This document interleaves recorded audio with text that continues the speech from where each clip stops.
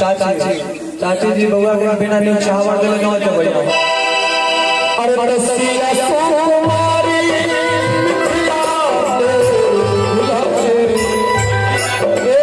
आ ओहो में की बरकी चाची ई जे छते छते आ बरकी चाची कम से कम 500 रुपए होवे के चाहिए हां सही है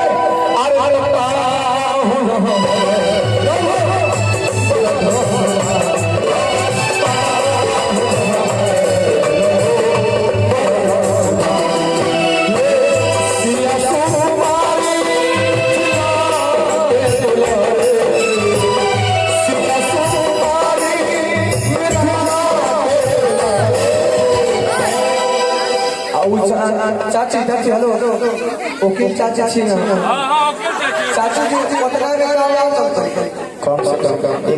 कम से कम वो गेल के 500 देती तो हमारे के आगे हमर चाची के तरफ से ओके चाची के तरफ से 100 से ओके के 500 से करना 1 से प्रदान बहुत धन्यवाद आइए हम सब में खिलाफ रास्ता में चला गया कैसे हमर किशोरी जी हमर हो गए वही सत्य ओले के कहे गए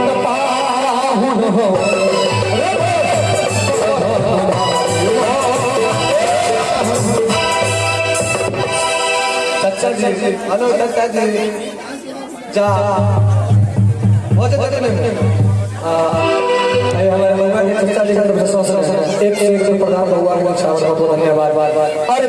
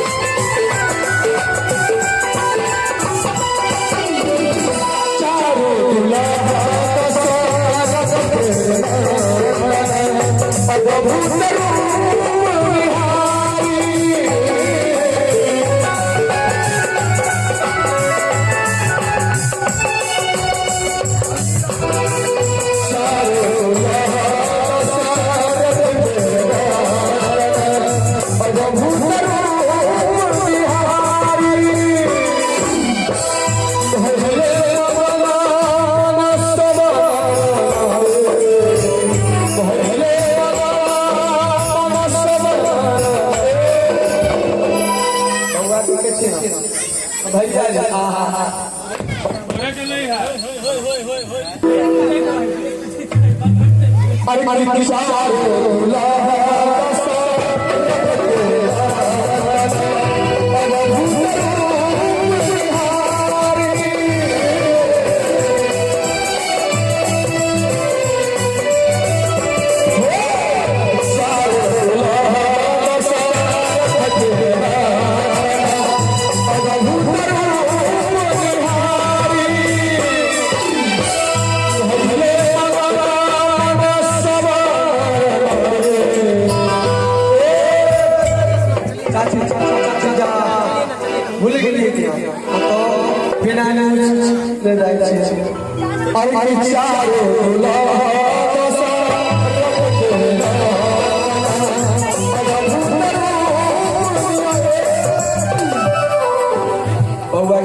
भैया दिल बरका हाँ दिल दिल कर बड़ा है दिल दरिया हमारा भैया जी की तरफ से 5 सेकंड बुआ का इच्छा बहुत धन्यवाद बहुत साधुवाद अरे भैया